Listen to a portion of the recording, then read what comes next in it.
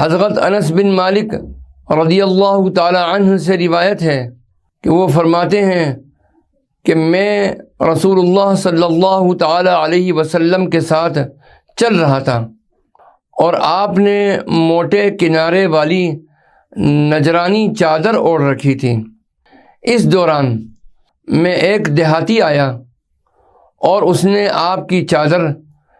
بڑی زور سے کھینچی۔ حضرت انس رضی اللہ تعالی عنہ نے کہا کہ میں نے نبی کریم صلی اللہ علیہ وسلم کے شانہ مبارک کو دیکھا کہ چادر کو زور سے کھینچنے کی بنا پر اس پر نشان پڑ گئے۔ پھر اس نے کہا، اے محمد، اللہ تعالیٰ نے جو مال آپ کے پاس دیا ہے ان میں سے مجھے دینے کا حکم دے دیجیے۔ آپ صلی اللہ علیہ وسلم نے مڑ کر اسے دیکھا تو آپ ہنس پڑے۔ پھر آپ نے اس کے لیے مال دینے کا حکم فرما دیا۔ نبی کریم صلی اللہ تعالی علیہ وسلم کی قوت حلم اور قوت برداشت اور شدت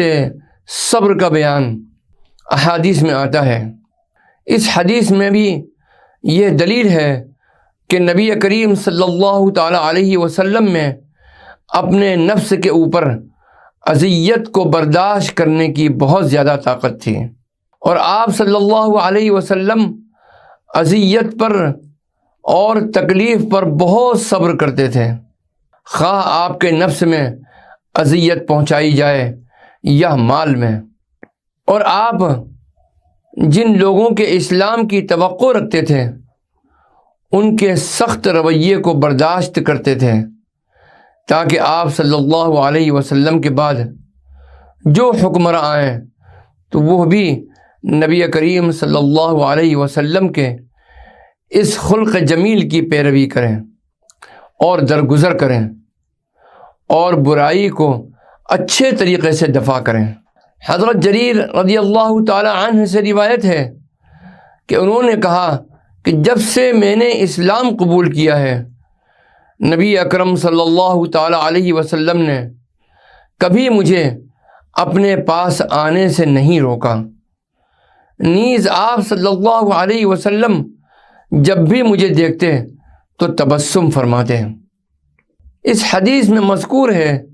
ما حجبنی النبی صلی اللہ علیہ وسلم منذ اسلمت، یعنی جب سے میں نے اسلام قبول کیا